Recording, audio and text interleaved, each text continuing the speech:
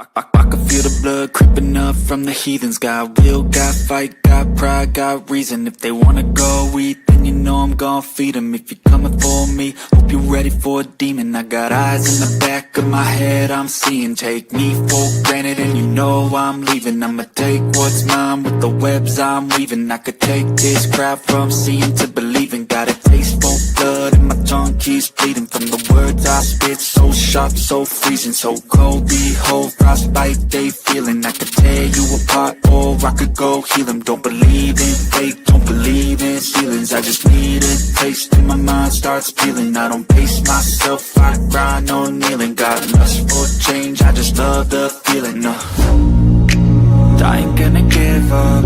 Got too little time, I'ma live up. Head down, push forward through the tough times. Cause anything worth doing is a tough climb. And I ain't gonna give up. Got too little time, I'ma live up. Head down, push forward through the tough times. Cause anything worth doing is a tough climb. Cause I'ma live life for the fight, yeah, I'm here to get it. I got drive, got sight, always have a vision. I go by at night, I be in my feelings. I'ma be fine, need time, and I'll soon be winning. I live life for the fight, yeah, I'm here to get it. I got drive, got sight, always have... Hello, everyone. Sorry, it's me again. The secular activism Unfiltered. You just saw me 5 minutes ago, and here I am again. I have a special guest today again, Mark Reid, Atheism. Usually I think of different stuff to say, but I cannot think of anything to say, so I'm just bringing you on. Now, what I'd like to know from my guest, the first question I'd like to ask, and I know the answer, but for other people, were you ever religious? No. And okay, so then the second question for you would be, but did you deconstruct from something? Yes. Yeah, absolutely. I think that deconstruction is one of those things I think everybody should do. Everyone should look at what they believe and whether they should believe it for rational and good reasons, or whether it's something that they've been taught that they've never questioned in their life. I think that even something like, my country is the greatest in the world and does no wrong, that sort of patriotism, nationalism idea, everyone should deconstruct that. Is it actually working for the benefit of humanity, or is it not? Like, I think that that's something that we've all got to sort of break down and have a real look at. And for me, it was I was raised in. I think I would describe being raised in a house with. I would describe it as light woo, right? So just astrology, crystals, aromatherapy, that kind of, just just light spiritualist stuff. Nothing serious. Just horoscopes and essential oils kind of thing is how I would describe it. So yeah, and I especially astrology, which I don't think I ever believed it could predict the future, kind of thing. I didn't think that, but I think that I thought that when you did a horoscope, it accurately described somebody's personality. That was so accurate, kind of thing. And I really had to break down: does it in fact describe someone's personality, or does it describe something that can be applied to just about anybody? And then say, oh, well, yeah, that's totally me. What I found is that generally it would describe common human traits, not individual traits, that people would identify with and say, oh, that's so me. And the stuff that wasn't particularly accurate, they would just ignore. It would just be count the hits, but just ignore the misses, the ones that don't make sense. So but yeah, I definitely did deconstruct from that kind of stuff. And other things, like sort of believing that your government is all on your side and all good, kind of thing. Like, you sort of get raised with this idea that your government does no wrong, and then I think most people, by the time they're teenagers, deconstruct that belief. They sort of go, is it though? Is it really working on our behalf, or is it working on certain interests' behalf, and we sort of have to stand up for our rights as the stakeholders of the country, as opposed to the shareholders. You muted, Kelly. I really, yeah. Yeah, my dog is making noise and stuff. She want to get out the room. Okay, so That's okay. what does secular activism mean to you beyond the act of rejecting religion?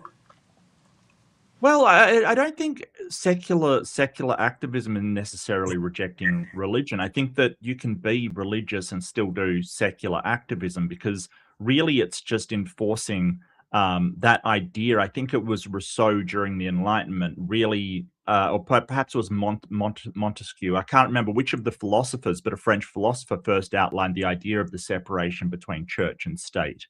That the state was basically the consent to govern is given by the people to the state, but our individual religions and what we believe in is a matter for our own conscience. Nobody should leverage or sort of compel you to have a religious belief. And I think that's secularism in a nutshell. Basically, that it should be religion independent.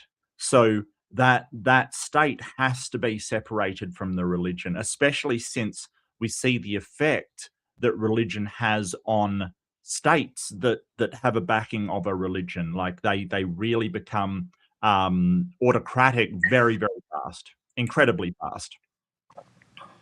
So to me, it's the embodiment of that principle, that barrier, um, which, even if you're a religious person, they should be able to get on board with it as well. Because if you have so many denominations, so many faiths, so many religions in the world, chances are it's not going to be yours that's the one controlling the state. Like, it's actually the reason why secular states got started was to protect, say, the Protestants from the Catholics, kind of thing, or vice versa. Like, it was actually designed to stop one faith being oppressed by another one.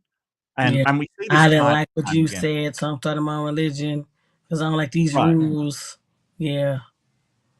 Yeah, well, a big part of the Enlightenment and the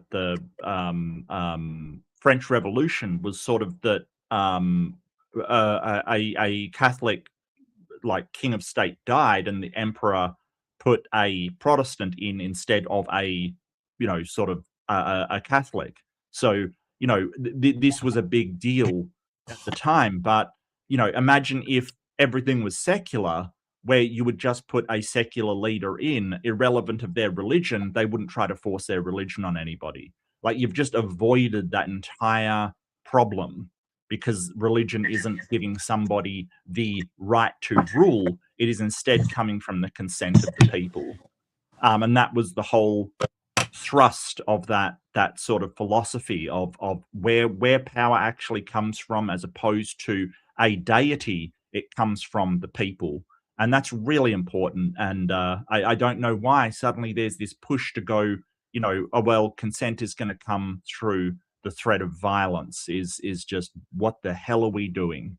What are Yeah, we doing? I don't know. I don't know what's going on in Australia, but I know I don't really like being in America right now because what's going on? So I have mixed Spooky feelings. is being funny, but I had to Uh, pull this up Mark is a because I already typical know Virgo. because you already snipped when your birthday was, so I know you're not a Virgo. So Right. Good guess, but no. Look, Spooky and I have known each other for ages. Like, we both met on Amy Newman's show. She used to be the night manager of Atheism, because she would go, like, incredibly late. And of course, for me, that was sort of, I could sort of come home and jump on there, and she'd still be going, and it was great. So oh, so yeah, if I do something I at two love in the Spooky. morning, then you would watch when I get Yeah, home yeah, from work. absolutely. Because I'm like, I Yeah. want to go watch my stuff. That's why I don't do nothing when I get off work. Okay, now I know you do your platform here And I'm thinking of questions top of my head because I don't have any Oh, that's okay. guideline. No, But no problem. do you do any work outside, like any public activism, or are you just content creating? I do some work. It depends on who I'm working for, but my background is in networking, communications, and Okay. internet, basically. So, sort of logical network systems designs and subnetting and setting up of servers and things like that. I don't have anything on at the moment, but that doesn't mean I cannot. But it depends. It really depends on what I'm doing at the time and where I'm going. So because if you're setting up a system, generally it's like you set it up and then it's done kind of thing. So Well, it's more not so, I was something. looking at, do you protesting or any part of any atheist Oh, in your area? oh, That as well, but that is helpful. yeah. I don't. I more just try and keep an eye on protests that are happening. I think the last one that I went to was a sort of gay rights protest kind of thing. So I do get out a little bit. There's like so the city that I'm from is like one of the like if you like the nightlife, if you like things going on, if you like culture and cultural stuff, this is not the city for you. It is dead. It's like I call Perth, where I'm from, the world's biggest country town. Right? It is the world's biggest country town. Like there's nothing going on. The people are, just like country people, and it's nice because people are nice and friendly. But at the same time, it's not exactly a hub of excitement. By 7 o'clock at night, there's nothing going on. Like seriously. So, um, it's got its pluses and minuses, but I do try to keep an eye on things. And when something happens that people are protesting, I do sort of try to get out there and protest. But not a lot. I don't really like crowds. I find it because I'm on the autism spectrum. I find it very overwhelming because of the amount of noise and sound and people and things. I find it very overwhelming, but I do try to get out there when there's something really important. Yeah, If yeah, yeah. I have to put like when I do Black non-believer stuff for Michigan Atheist stuff, I put myself outside the box. But if it was for myself, I'd probably just stay at home all day. yeah, yeah. Yeah. I sort of joke that I'm a bit of a shut in, which I'm not really. It's just I prefer to be at home and online than not, basically. So yeah, yeah. Now this is gonna be a double question because I've seen you do debates and you've also reviewed debates. What is the first thing that you look for when you review a debate and when you are in a debate? What's the first thing I look for?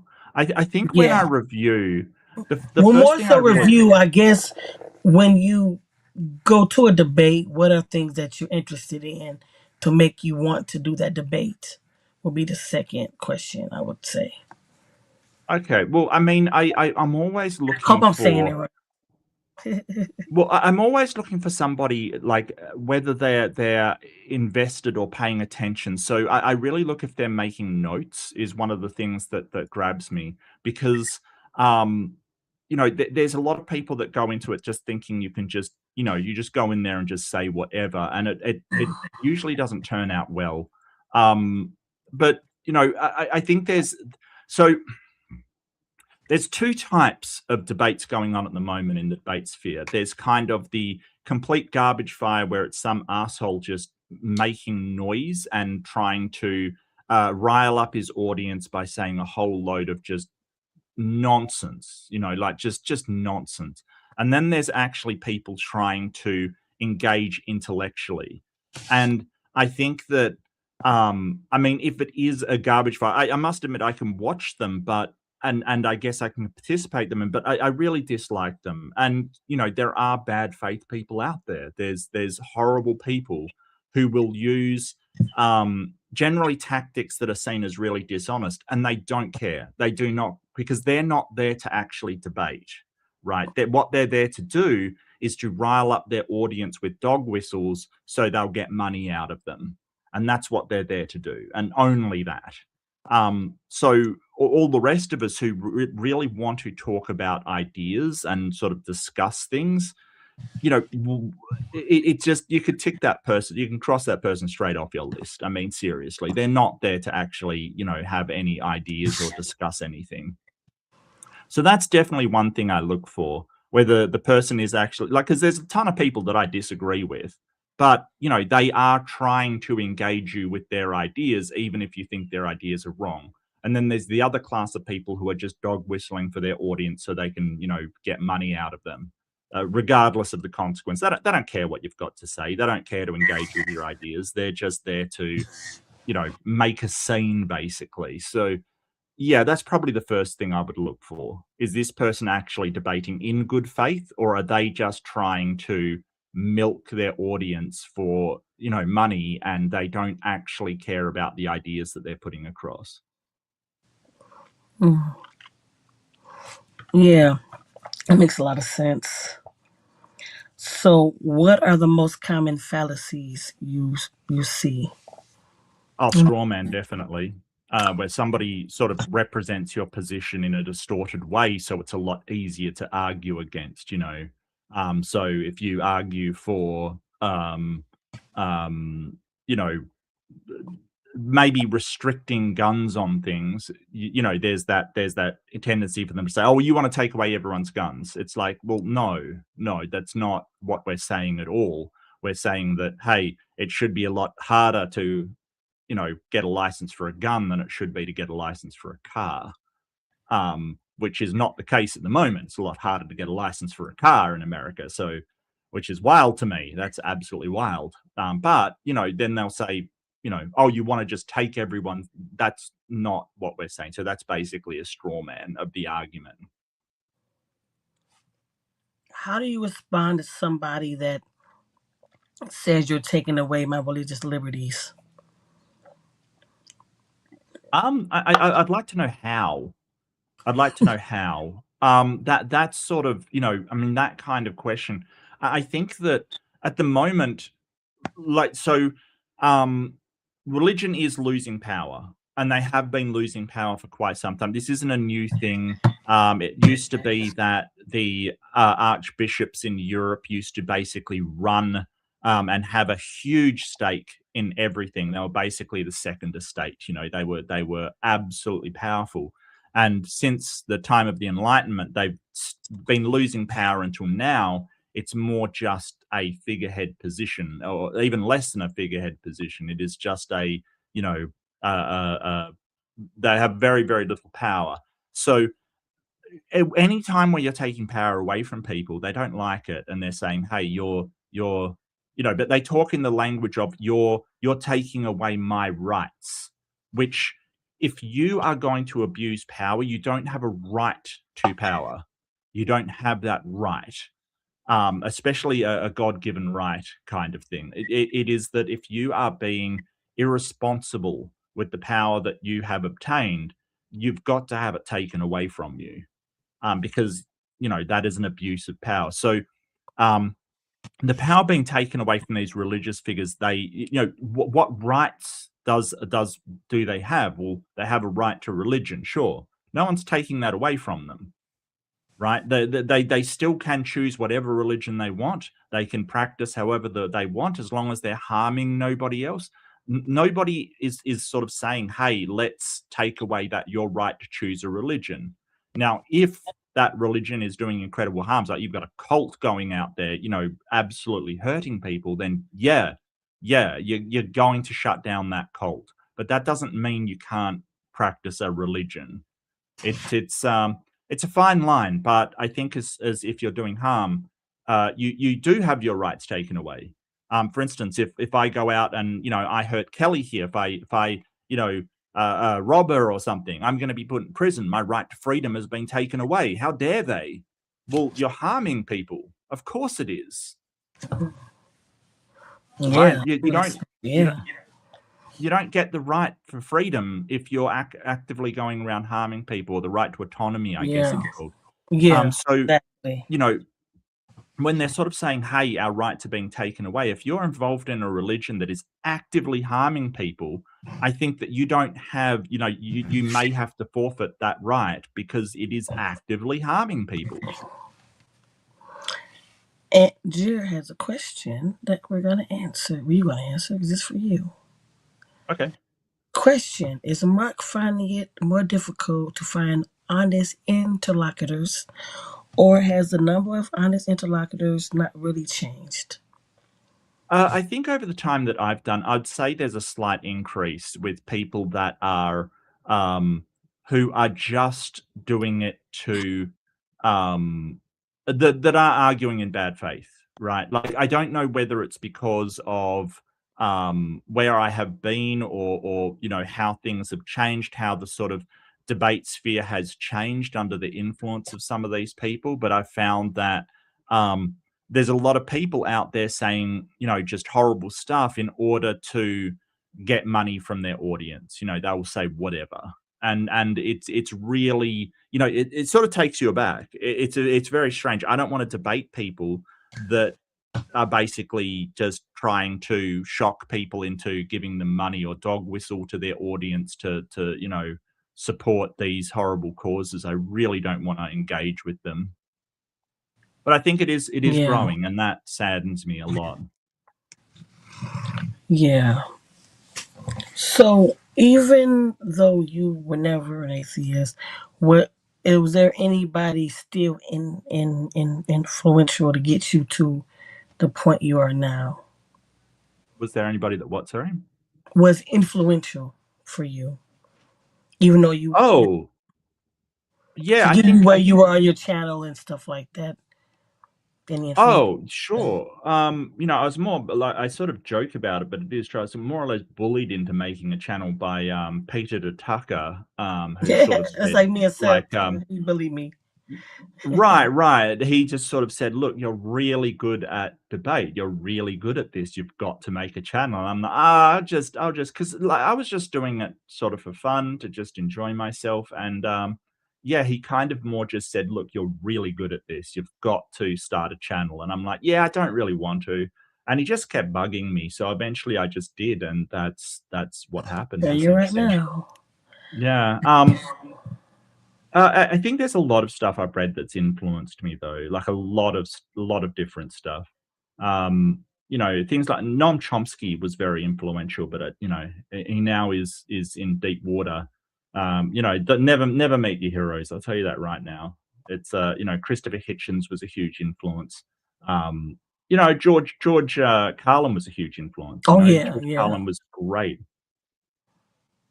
Yes, yes, yes. Mine as well, because he made you thinking. What Mhm. made you start reviewing debates instead of just watching them?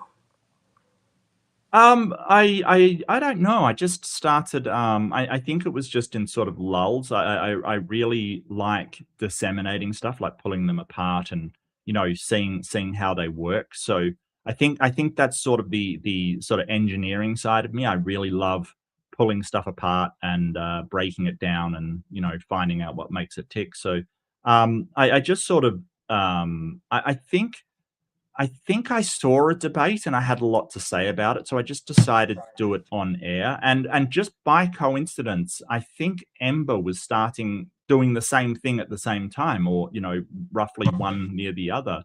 I can't remember if she started doing it first or I started doing it first.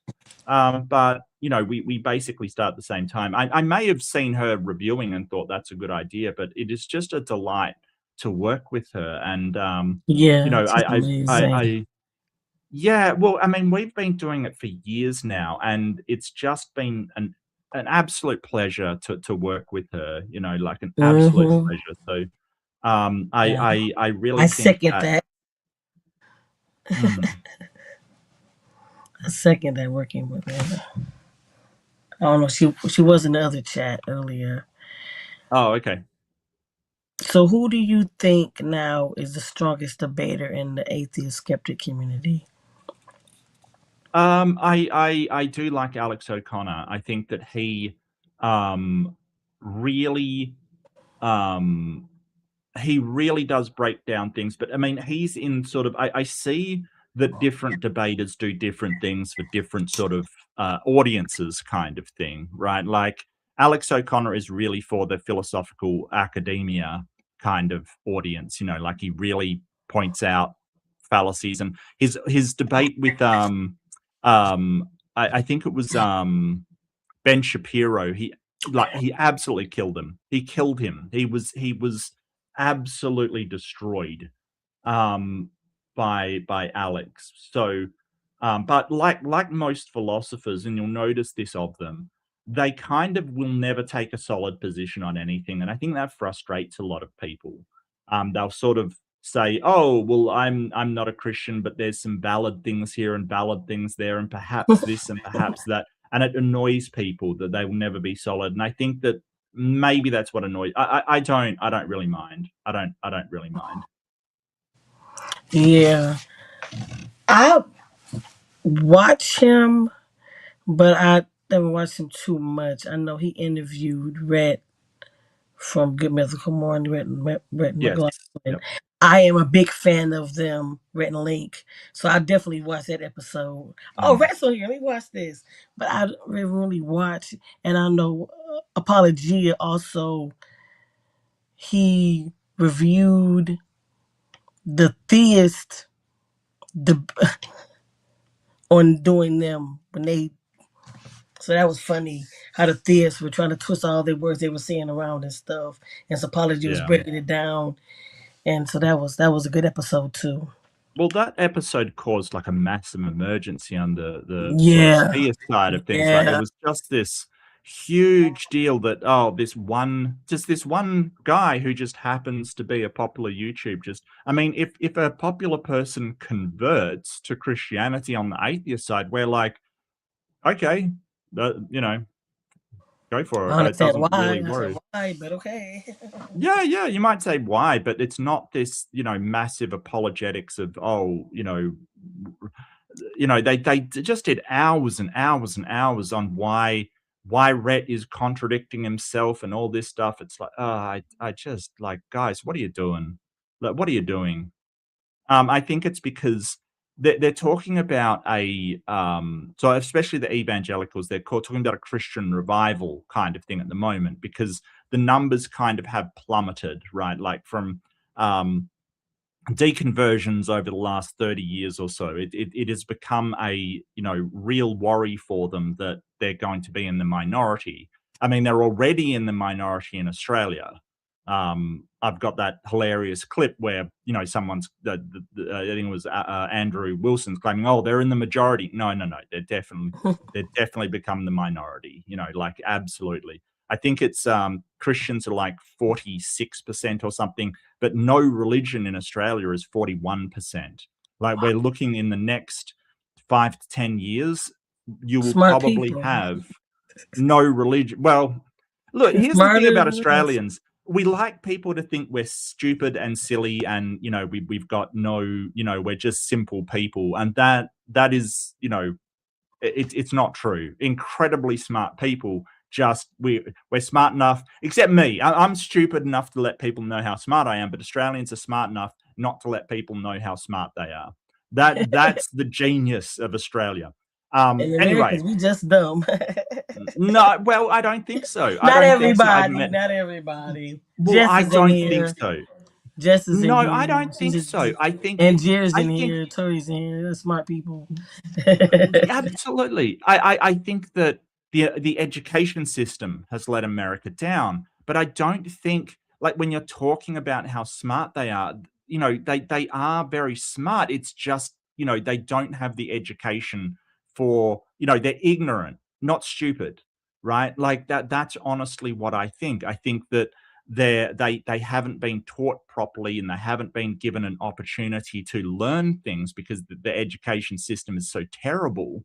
But they're not stupid. They're capable of learning this stuff, because I meet um again and again and again Americans that were like, oh, I was like those stupid people, who believed all kinds of nonsense before, and then I had questions and started looking for answers, and then they learnt it. So if they were that stupid, you wouldn't see these people going, how does evolution work? I'm going to actually learn it by myself because my school didn't teach it to me properly, right?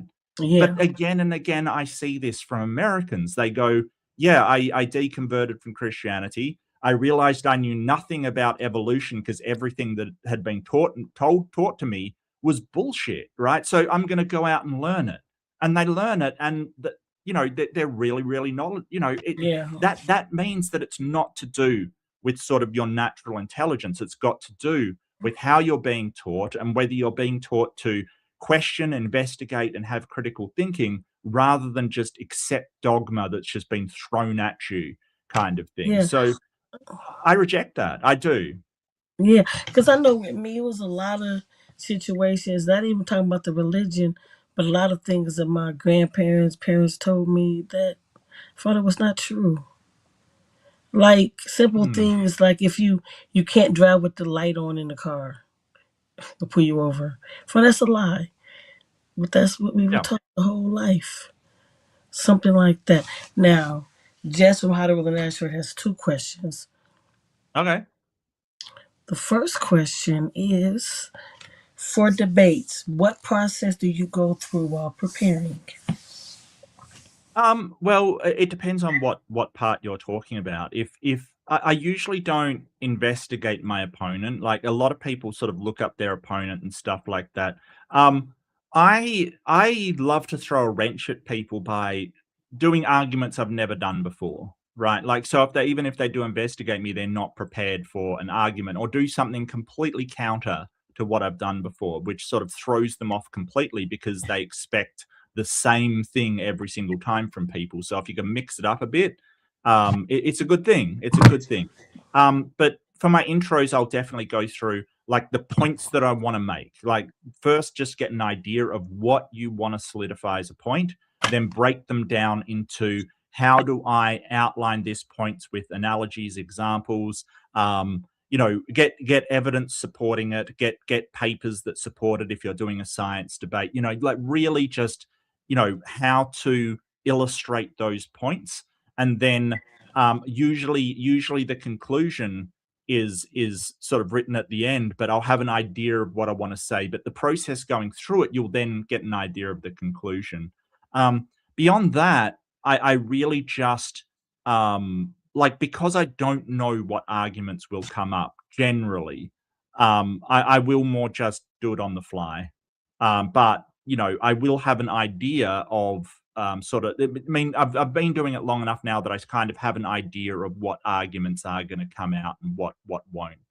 But yeah, that's generally it. I investigate the arguments, not generally my opponent,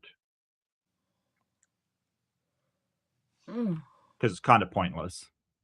Yeah, I know growing up in high school and high school and college, I was on the debate team. So we had a lot of preparing and things, and we had to learn how to debate for the position or against the position and a whole bunch of other stuff.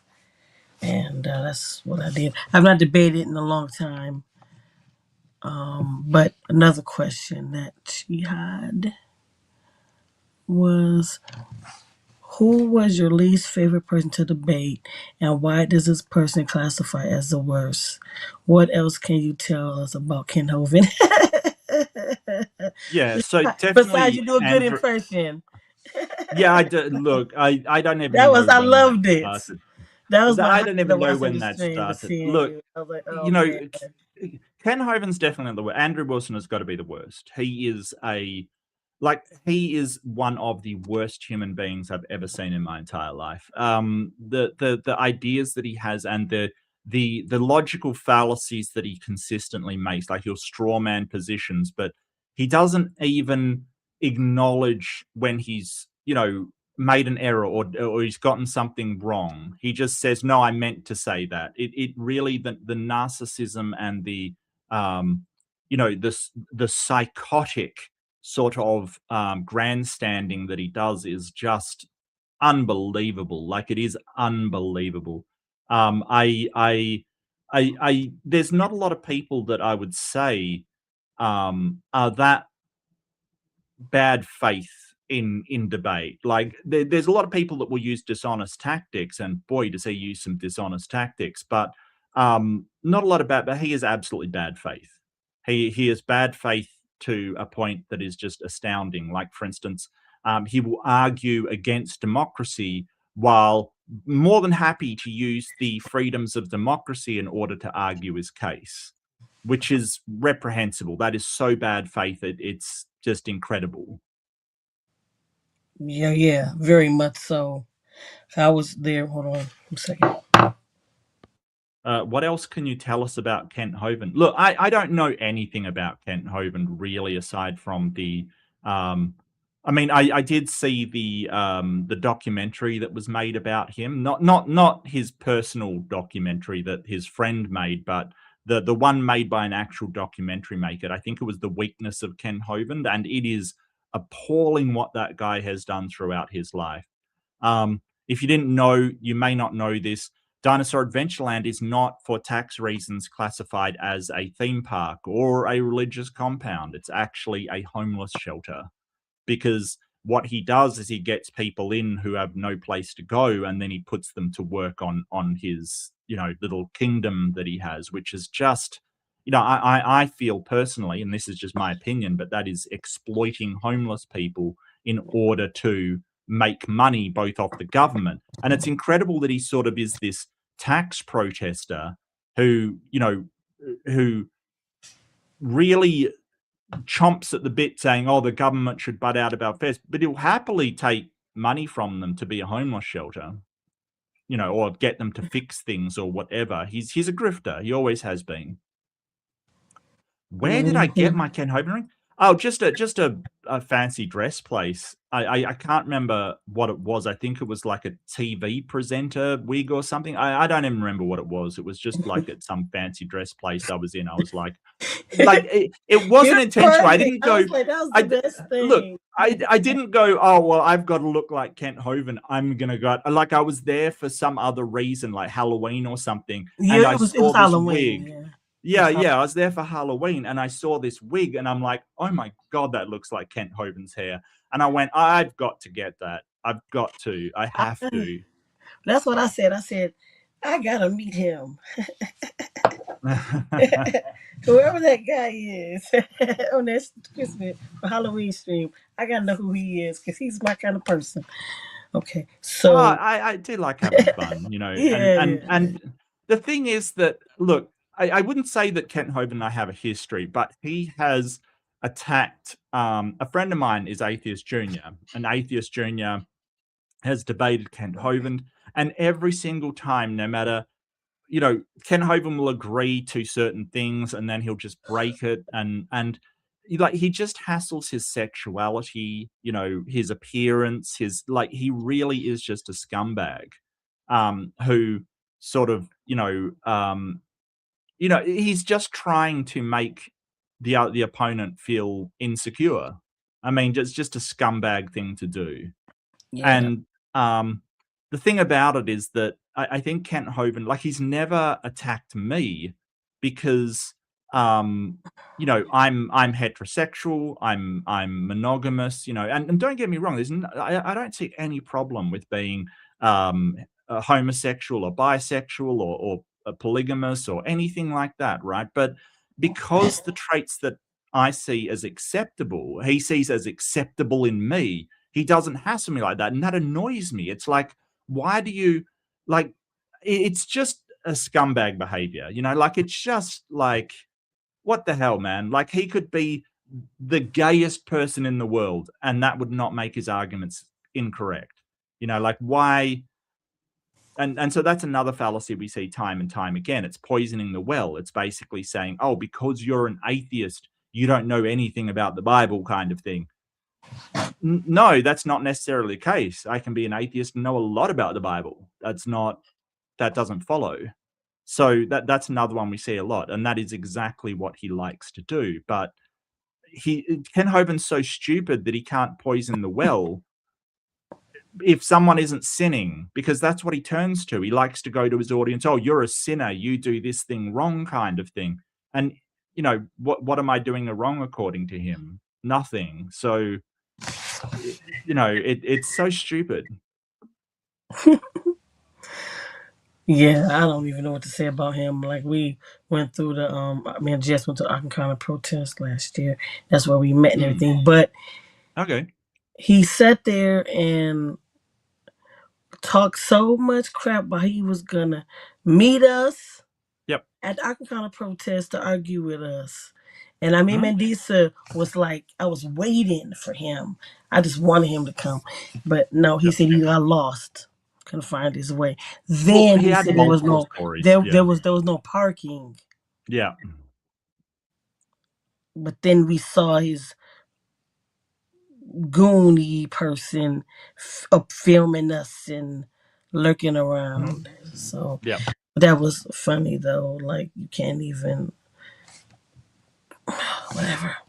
I understand. Oh, it's incredible that somebody can lie so much and their followers are still, well, he's a righteous man, fighting for God and stuff, but he lies so much. Like him and Trump are very similar to me. Like they Are kind they of, friends? We don't know it.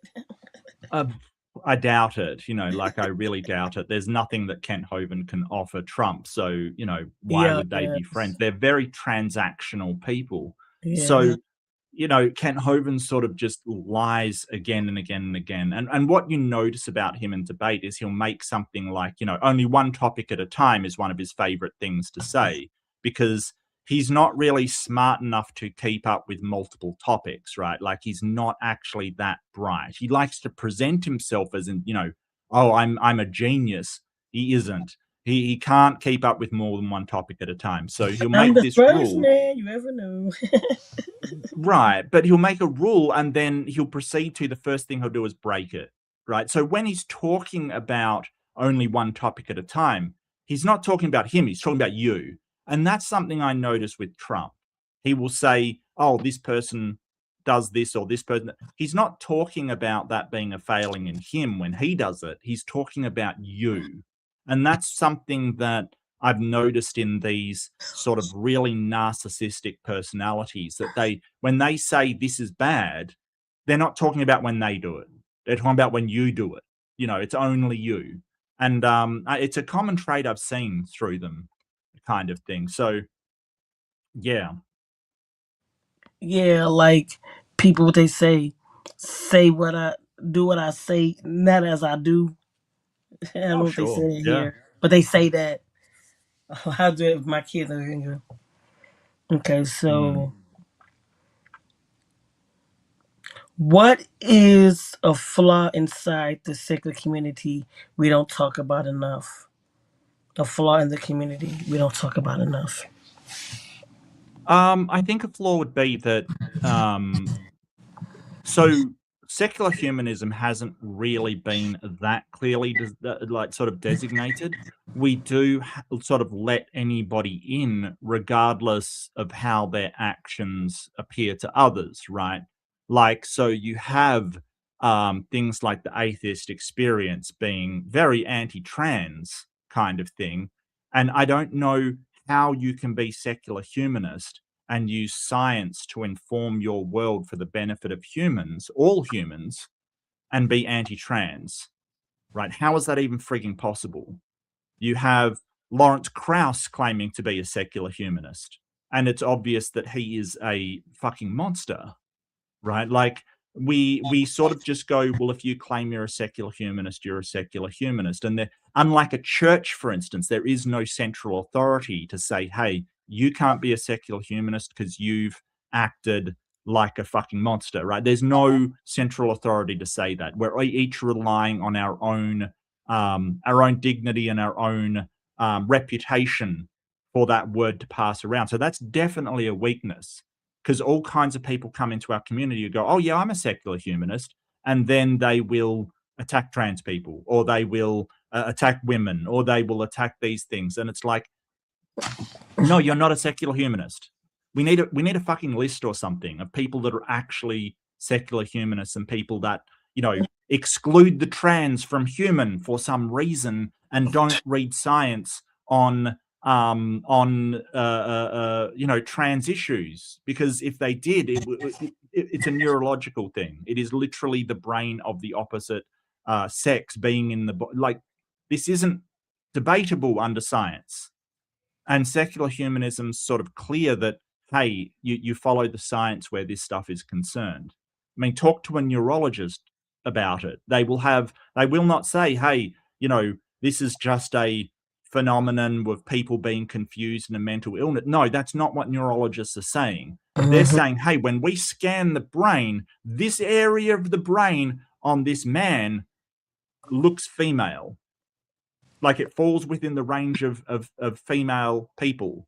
Like, it's not up for debate at that point. It's just, yeah, it annoys me. It annoys me. Yeah. I know for me personally, my first position, and it's been always, what is it hurting me? When I was a Christian, I didn't understand, and I still don't understand everything because I'm not in that position to understand, because it's not me going through that. But they're not hurting anybody. Like my mom, she's a deep Christian. She was like, "Ain't no trans person ever did anything wrong to me ever. That leave them fucking people alone." The exact Yeah. words that she said, "Leave them fuck alone. I'm tired of them messing with trans people." And Mother Christian said that a couple weeks ago. They ain't bothering nobody. Leave them alone. And that's Yeah. everything. If you're doing something with yourself, or with somebody, and it's consensual between you and the other person, Yeah. why isn't anybody else's business what the you do? It's not your It business. isn't. Yeah. But it's just that churches and especially the extreme right evangelicals have basically taken something they don't like and blame them for everything. They sort of say, hey, they're collapsing the entire structure of society by doing this thing. It's all going to crumble down. We've got immorality everywhere. That's the reason why you're poor and you're broke and you can't afford things. That's the crumbling of society. And it's just, these people have been indoctrinated to absolutely think that it is immorality that are causing these problems, where it's not. I guess it's immorality, but it's not the type that you're thinking of. It's not some poor people just trying to have a loving relationship in the privacy of their own home. It's incredibly rich, multi-billion-dollar corporations squeezing people for all that they're worth. Like, it's not the trans people that are causing you to be poor or not Not afford at things and all. stuff Not like it's that. not the immigrants either.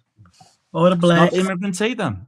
No, not the blacks, not the immigrants, not but this is sort of stuff that the wealthy, they always love to do. They love to separate us into groups and sort of get us blaming one another for things that have gone wrong, because they realize that, oh, if the poor people band together and realize that we're doing it, we've got a big problem. So sort of setting people against one another is what they have always done and probably will continue to always do. I think that our job is to realize that, hey, it's not that just because a black person did a crime once, it doesn't mean that these black people down the street are my enemy and responsible for the degradation of society and all of this stuff. They're us. There's no us and them. Trans people are us, black people are us, Asian people are Yeah. us, Australians are us. It's all us. And the them is the people who are trying to set us against one another. And so I think that with this term of this president, I think people have realized that, hey, we've kicked out the immigrants, we've done all this stuff, and things are getting worse because that was never the problem in the first place. Say it again for people in the back. When it's You've done all the bad. kicking out of immigrants, you've clamped down on immorality, and it's getting worse because that was never the problem in the first place. Mm-hmm. Coming from somebody not even from here. Because I was watching one of your shows you did of one day, and I was like, damn, he know more about United States than what most Americans know about the United States. That's sad. Like, But I think it's, just because of like, don't get me wrong, I don't expect people to know about Australia. Like Australia, what we do doesn't really affect the United States. What the United States does, unfortunately, affects the rest of the world, like Yeah. incredibly. It ripples down. The American hegemony is just really, really prescient. And I've got a lot of friends, so I'm kind of interested in their experience and their lived experience kind of thing. Um, what annoys me is the people like Andrew Wilson who will tell me what Australia is like without having any idea. They've never been here. Yeah, that's what I don't like about Outback Steakhouse. Like I feel like he never went. How the hell he know what the hell going on in Australia? He That's the doesn't. same He thing. listens to Yeah. his audience, yeah, and just they will make stuff up and, just sort of. But the Mm. whole thing is that we had lockdowns and people are, "Oh, they took away your liberty," and it's like, no, the To people. save you, keep you alive. Right, right, and a vast majority of people were in favor of it. So, and then to sort of say, well, that's the tyranny of democracy. It's like, no, we decided as a people democratically that we would preserve each other's lives. There's nothing wrong with that. And the whole idea that, oh, because that happened, and sort of the thing is, oh, but they're going to control you now, and it's like, but they ended as soon as we had a scientific remedy to the problem, i.e., vaccines, those lockdowns ended. So why didn't they continue if it's the government terrorizing us?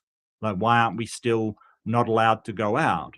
And Exactly. all he could say was, you can't buy guns easily, you're still in lockdown. And it's like, that is the worst argument I've ever heard in my entire life. Like, Um, seriously. I'm sorry, but when we went through lockdown during COVID, I loved it because I'm introverted anyway, so I didn't mind being at home by myself. I had my Yeah, kids. it That didn't was worry it. me in the slightest. I didn't really mind being at home, chilling with my kids. Look, That I feel for was fine people. with I me. do feel for there's social people that love to be out and they couldn't do that, and I get it, I get it. And there was also, kids growing up who all they knew was sort of going through lockdown, part of their high Yeah, school thing. But you talk to them and you say, "Hey, what did you think?" They're like, "Well, it sucked, but, we're aware that it did save lives." And yeah. it's like, well, Being a kid, that's, yeah, that was awful. Yeah, not would learn anything because that they didn't learn anything on that remote teaching and stuff like that. So yeah, it was sad for some people. Really needed to be out, but I was well. happy to be off of work. Yeah. Well, one thing, Kelly, that I will say is that we've got to not like these experiences that they're having. Like a lot of people will say, "Oh, millennials," and discount them, and oh, Generation Z and the Zoomers and stuff, and just discount them. But you know, you've got to acknowledge that they made a sacrifice for the older generation that was very uncomfortable for them, and they did it without really complaining at all because they realized the stakes. um that's got to be acknowledged. You've got to acknowledge that and say, hey, that's a noble thing that they did. I think that younger generations, they don't get enough credit for what they go through. Like a lot of them are facing down not being able to afford a house, and still they're Hmm. trying. Like that is soul crushing, and they're still trying. They're still working towards it. And this whole idea, and one of the things that annoys me about America, right? One of the things that really annoys me about it is this One of many attitude of, things. well, one of the things about the general attitude is, if you don't win, you're a terrible person, you're crap, you're a loser kind of thing. That attitude annoys the hell out of me, because some of the fights that we fight, it doesn't matter if you win or lose. You fight it because it's the right thing to do, not because you're going to win, not because you're going to be victorious at the end, but because you have to, as a matter of principle. And even if you lose, it was still the right thing to do. Things like Roe v. Wade, supporting that. It doesn't matter that we lost, that Roe v. Wade was struck down. The important thing is that we fought it, and we keep fighting. Like, if you just fight to win, you're never going to get anywhere. It has to be, well, I will fight this battle because it is the right thing to do, not I'm going to win and, I'm going to be the winner and not the loser. There's a different culture in Australia where the person that struggles and struggles and struggles, we call it a battler, right? Who struggles and keeps losing is the greatest person in the history of our country. The loser who just won't quit, who just will not quit, that is the person to look up to. The person that just will not say die, even though they lose constantly. I guess it depends on what sense it is, because sometimes the ones that don't quit, they are kind of looked up to in a certain sense. But some certain things, like I'm never gonna be a singer, and me trying to constantly go into singing competitions, it ain't gonna work. No matter what, I'm never gonna be a singer. But it's certain things that you can see somebody as they're doing these things are getting better. You can see them working harder to make that achievement goal. Then that's a little No, different. no, From, I oh, will you're not disagree. saying that. I think that somebody who is terrible at singing, absolutely awful, but it's their passion, they love it, that's what they want to do, and they just keep failing over and over, but they'll still fight on. That is a winner to me. That is somebody who will follow their dream no matter what. Kudos to that person. Well done. I may not listen to them sing, but I appreciate that I they won't do will it continue to though. fight for what they, just beyond humiliation, beyond anything. Salute to that person. They will fight. I I won't really do. sing. I won't do it anymore. I Look, tried a few times. I don't care. I may think that they're not going to get anywhere. I admire the passion and the effort. If they're hurting nobody, I don't care. You're a champ. You're an absolute champ. Keep going. I don't. And this is something in the culture of Australia which people forget about Australia. Um, Australian soldiers in World War II, they stopped Rommel in Africa. They were the first people to stop Rommel, and they did it by just sheer bloody-minded determination, like just never, ever, ever quitting. Australians are, and this is the thing, Australians have this really laid-back sort of, reputation around the world. But when you actually get us we are the most stubborn people on the face of the planet. Australians also stopped the Japanese army for the first time as well by sheer bloody-minded determination. There's just something about like we just will not stop. We won't surrender. We will not. It just won't happen. It's just we're just so stubborn. And part of that is, you know, keeping on going when you've lost is the epitome of Australian pride. Like that is what you should do. If the cause is right, you are a hero even if you lose every single time, and keep going. Just keep going. And you are a winner in our eyes. That's a winner right there. Okay, Jess has another question that she asked a minute ago, but we were talking about other things, and I forgot about it. But here we are, right here. Oh, Question. just another question. Yes, she has been our number one fan today. Have you ever debated anyone that left you feeling like the person was up to the task of debating? Example, a good debater. Yes. Yeah, I mean, I've encountered a few that I think are up to the task. I mean, I'm always going to look at it from my perspective. I think there are a few people. I think Wi-Fi Gospel was pretty good. He was okay. He had a few good points, but yeah, I think there has been quite a few that I think are up to the task. I think that some of the professional debaters are definitely up to the task. That was funny. Sorry.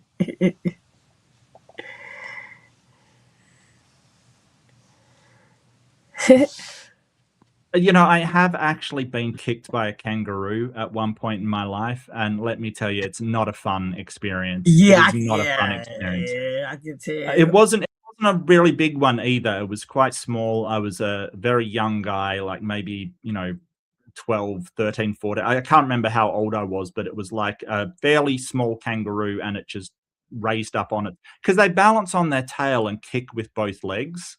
So like it will Oh, literally like rear mm, back, balance on its tail, and boot you with both legs. And I tell you, it felt like two iron bars being hit into my stomach. It was rough. It was bad.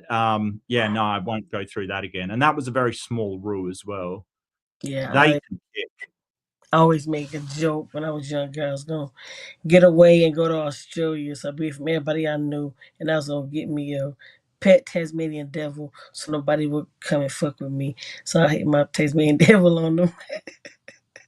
Tasmanian devils have like face cancer or something. What's happened to them is pretty awful. They're Oh, they're they're really? I not didn't know doing that that. well. Yeah, yeah, I didn't know yeah. They've that. got But I they've always said got I like wanted a pet Tasmanian devil, so I could stick them on people bothering me. But yeah, yeah, I wouldn't do that. At night they make the most horrendous sounds. Like that's why they're called devils, because during no, nighttime I'm they not mean that for sound real. I'm not really gonna do absolutely that. terrible. Well, I'm I not don't gonna know. do I that for mean, real. I was just saying I was younger because I'm like, what pet could I have and nobody would mess with me? Tasmanian devil. Okay, what's the other Tasmanian thing? devil. They're not that Tasmanian big. devil. They're not that big. They're pretty small, all things Yeah, considered. they mighty though. Hold on, another question don't have. Not really. Not really. They I like mean, the chihuahuas or the ankles. no, Anything? no, no. They just sound ridiculously bad at night. They're not even that big. They're not that thing. I think a lot of times cats get them and stuff. They're Really? not Oh like wow. They're just yeah, like I think that the opossums here are so dangerous, and they're really not. They just look weird. yeah. But yeah. Okay. I want to thank you for coming on. You had no questions for me, I see. But Well, I mean, I had some sort of questions on, and I went, oh, you live in Detroit, and I don't know a lot about Detroit. Like, you're like, oh, you know so much about America, and I'm like, yeah, the sort of country, yes, but places in it, I'm completely clueless. You know what I mean? Like, it's because I see pay attention to the news and what's coming out of there, but the news is going to be national for me because it's the federal government doing all of this stuff around the world. So what's the only thing I could think of when I thought Chicago was Detroit was crime, and you went yeah, and then I went, oh, maybe deep dish pizza, but I realized that was Chicago, not we do Detroit. have our type of pizza. We Okay, do have a Detroit style pizza. what's It's that like? square. It's square and it's kind of Oh, you're deep, but it's losing not me. as deep. Hold on.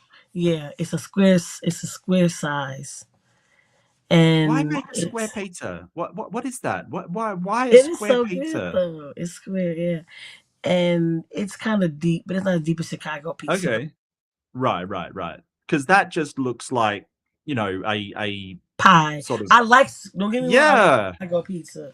I love Chicago pizza. I do love it, but like Okay. one slice is enough for me. Okay. But like New York is too thin, so Detroit is like in the middle for me. Well, how would you describe the personality of your city? How would you describe the sort of, because Perth I sort of describes as the world's biggest country town, and it's very, very lazy and sort of, dead kind of thing. But how would you describe Chicago? What would be the Detroit. zeitgeist? I can subscribe to Chicago as Detroit. well because Detroit. I be there all the time. But Detroit, it's a mostly a Democratic city. Blue is mostly Right. Okay. um and very diverse. Find a lot of Hmm. interracial. Now, the one thing that I will say is that the majority of Detroit is black, Right. but they are integrating because for Hmm. years we had a mayor that, like when I was growing up, that didn't. He was like, keep y'all. Um, he didn't want to have no dealings with the suburbians. or anything. So it was So are like, the suburbians mostly white kind of thing? Is that what this? Oh, okay. so he was like, Wow. y'all stay on y'all side and we'll stay on our side. But then Wow. Okay. we had a white mayor for several years Mm. and kind of got integrated. Like I have couple of Jewish neighbors, Sure. couple Yeah. Hispanic neighbors. Mm. I have a white neighbor. I don't know what religion they are, but I always speak to them. I don't know them like Yeah. really well and stuff like that. But in this, it's a suburb in called Yeah. Ferndale. Ferndale is highly LGBTQIA Yep. pride. They have prides and every like this is where you go, and it's a couple miles from my house. I do a lot of my events there because it's safe and it's a good time. I mean, Mm. Detroit's a lot of amazing things in Detroit. People. Right. Detroit is not to be slept on.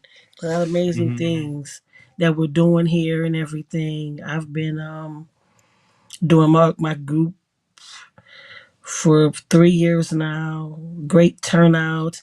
I've been the old affiliate. I won't say too much about her, but she didn't want to integrate it as well. She didn't want to deal with no other group besides Black non-believers. But I've actually worked alongside with Sunday Assembly. I worked alongside with secular with the humanist groups and Yep. with Michigan Atheist. I'm now a board member for them as well, and we Oh, collaborate on a cool. lot of things. And I'm like, why not? Yeah. Yeah. You know. So And I will say it's not integration causing you to be poor and losing your jobs and stuff no, it's either. not. Like No, not seriously, at all. it's No, yeah. no, not at all. I, And I love my community. I like we've got, African people, we've got Asian people, we've got all kinds of different people, and it's great. I mean, the other day I went to a new shop that was doing Nepalese food. Nepalese food. It was really I've good. It was never kind heard of of that. What kind of food do they? What kind of dishes do they um have? they sort of had like, so Nepal's sort of in between China and India, so it was Yeah. kinda reminded you of both kind of thing with a bit Okay. of sort of Thai influence, so it really Okay. was unique, but like I a had lot of Thai food today, as a noodles. matter of fact. Thai food's amazing, but it Yeah. wasn't as hot as Thai food, it was like very, very light sort of I heat always get seasoning, mild. but yeah, But yeah, so it can be really, really scorchy, and so can Indian, it can be, but a oh lot of it yeah. was just a lot milder and kind of a lot more like Chinese with the, rice noodles and stuff like that, just really, really good, but kind of very unique, and I love just, being able to get Nepalese of all things or Turkish food, like it's just really cool. And, I remember just after I voted one day, I'd gone to with Lynn and I had gone, we'd voted, just did the thing, come out, decided, oh, we're going to go to the park, got a sandwich from a street vendor kind of thing, just really cool stuff. Like sat down, and there were some people doing some kind of cultural dance there. Now we didn't even know where they were from, but it was absolutely beautiful just seeing them as a community do a community dance kind of thing, in the park. And instead of going, oh, that's not my culture, what are they doing? Where, oh, I'm white and I can't connect with that. It was just really nice. If you just go, I like hey, seeing that's different interesting. stuff. Right, right. Like I don't understand people that are like, well, I want this monoculture with only the things I like. It's so limiting. It's so appalling. It's just open your mind to other people's views and opinions and cultures and stuff. And some of it is so beautiful. Like I love that these people just like to go to the park and do a circle dance together. It's just gorgeous, quite frankly. So that was something that I really enjoyed and I like about my area. Got like different festivals in the summer and different Mm, things, and yeah, and the African and the Afro Fest and the mhm, Caribbean and the of course we do it big for St. Patrick's Day and it's a whole bunch yeah, of other stuff. But yeah, I love my city. yeah, But if I do one day think maybe I would leave, like, because I don't love it, but because I want to have a different form of Right. different environment, different. Like now, like I haven't visited a lot of places, and I spent years ago. I did missionary work, and I spent a few months in Papua New Guinea. Wow. Oh, that's This, awesome. yeah, this They was, are gorgeous people. Gorgeous people. Like really, really loving, gorgeous people. yeah, but why I I was yeah. there was not a good reason. Trying to bring people to Oh, Christianity. okay. Yeah, yeah, but you know, I think that they're probably used to it by now, to be honest with you. Like they've Yeah. had so many people come in, but the Papua New Guineans, that Australia's really close with them. We do Okay. really like them. Well, they didn't Sort of. like us. They end up threatening us. You better get our stuff back over there. So Oh, they fair enough. the group, Okay. yeah, the group, yeah, they ain't, yeah. And at first, I was like, why would they do that? We're trying to bring them to God. And now I'm like, damn, we were trying to force something on them. Yeah, yeah. It's Like funny how who know things who could have thought change. that they might find you threatening them with hell a bit threatening? You know, it's yeah. Yeah, when you actually look at it from an outside perspective, Yeah, like but how would you feel if an Islamic person came into your community and said, "If you don't believe in Allah, you're gonna be tortured forever." How would you feel if exactly. someone did that? Yeah, Exactly. not great. Not Not great. great at all. Not great at all. Yeah, Okay, yeah. we're a little bit over, but who cares? It's my show. Oh, sorry. No, you're fine. Yeah, yeah, You're screw it. fine. You're fine. I Fuck ain't 'em. done, but Yeah, as soon as we leave here, I'm gonna go take a nap. No, I'm sorry. Watch yeah, the sure. bad side Sunday. But anyway, the last question. Yes. Is there anything, a small goal that you have for your channel, for yourself, or whatever? And if you do have a goal, is there anything that we can help you with? I don't think so. I think I just want to grow the channel a bit and, That's a goal then. I yeah, but I do want to do videos, but I'm really bad at planning. My ADHD kicks my ass most of the time, so I sort of get these good ideas and it never comes out. Or not never, but rarely comes out. But I do wanna try, and I try my best. But, I really want to, um grow the community and really have a like I was saying, there's no authority for secular humanism kind of thing. I get that, but I really would like to have a set of principles and guiding things that we can say, hey, like you can't hate trans people and not be a part of our community kind of thing. Like it's just not humanism, right? Like we can discuss with you, you can debate with us, but there's certain principles that we have to live by if we want to be humanists. And excluding part of humanity from that just doesn't feel like it's on board with humanism to me. Like humanism is, doing the best for all humans, even if you disagree with them or think they're wrong or think they're whatever.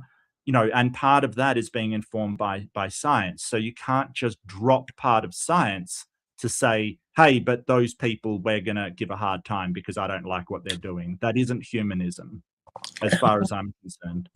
So I don't know. I would like to centralize that a bit so we can have an authority, but atheists are resistant to centralized authority as far as moral imperatives and sort of beliefs go, with good reason, because we are critical thinkers generally, and we don't like somebody saying, hey, you've got to think this way, because the question is going to be, well, why? Why can't I think however I want? Like people have said before, trying to organize atheists is trying to like herd cats. It's everybody's individualistic and doesn't want to go with the group kind of thing, and they're not wrong. But at the same time, like I said, one of our weaknesses is that there is no authority to say, hey, like who's a good example? Derek from Myth Vision, right? Who was sort of saying, hey, they're mutilating kids, trans people. Get the fuck out of here, man. Like, seriously, get out of here. Like, that is not happening. And you are an idiot for saying so, right? Like, that is antithetical to everything a secular humanist believes, because number one, you're not following the science. Number two, you're denigrating humans for something they're not even doing. Stop. Just stop. but we don't have a central authority to say, hey, that's not on, kind of thing. I think the closest thing we have is maybe the secular humanists of America, I think. But yeah, anyway, I don't know. Yeah. I don't know what I'm doing, Kelly. I have no idea what I'm doing. Come on now. I Everybody don't knows this. either. I don't either. I don't Yeah. even, how did I get here? Right. I don't know Put what me I'm in doing. this. Somebody. Who put me in this YouTube space? Okay. Right. So, do you have anything coming up recently? Coming up in the future, in the near future, like? I do a I know show every time I Tuesday look night. up, I just happen to see your stuff pop notifications, but I don't know. Do you have like Yeah. a certain time and day you like doing your stuff? Yeah, so Tuesday night Eastern time I do is God the Asshole, going through the Bible as if it was a Reddit post and seeing if God was a person, like putting what they did in the Bible into Reddit, would they be a complete prick? And yeah, spoiler alert, generally, like, it really does turn out that way. I try to keep it as true to what the Bible says as possible, and when put into that reference, it is pretty nasty. The other thing that I do is Fundamentalist Fails, and I do that on Thursday night Eastern time, which is sort of just looking at some of the more wacky people out there in religion and just sort of taking apart what they're doing. I do a lot of the Hovens and, the Frank Turek's and people that are just ridiculous. But I also do things like people with near-death experiences and all kinds of wacky stuff. And of course, do not forget the debate reviews I do with Ember Saturday night Eastern time, because Yes, they are fantastic. Like, yes, Ember and I, we can happily disagree. We can happily agree. I love our dynamic. It's just, it's just awesome. I think that, I would not change it for the world. Absolutely not. yes. I watch those. Okay, so again, I thank you for coming on. Thank you, Oh, audience, thank you for for having me. It's been watching. fantastic. For watching. And those watching later, thank you for watching later. I'm gonna plug myself a little bit. I don't have much going on this week. I'm open, but maybe I need to just rest this week and just get rid of this cold. But Tuesday talked to the Infidel 64. He's been part of ACA shows for a long time. And now he's working with Cynthia and the back end of Cynthia and stuff like that. And he's been on AJ's channel a few times as well. So he's going to be Mhm. on. And then Sunday, Helen Hellsbell, we're doing double. 3 p.m., we're doing my show. Then 6 p.m., we're doing her show. How am I doing this double show? How I'm doing this? I don't know I'm doing this, but I'm doing it. So that's what's going on in my space right now. If somebody wants to be interviewed by me or maybe interviewed on their show, let me know and we can hook something up. Yeah. Until next time, remember, it's a secular activism unfiltered, and doing good is not the Lord's work. Bye, everyone.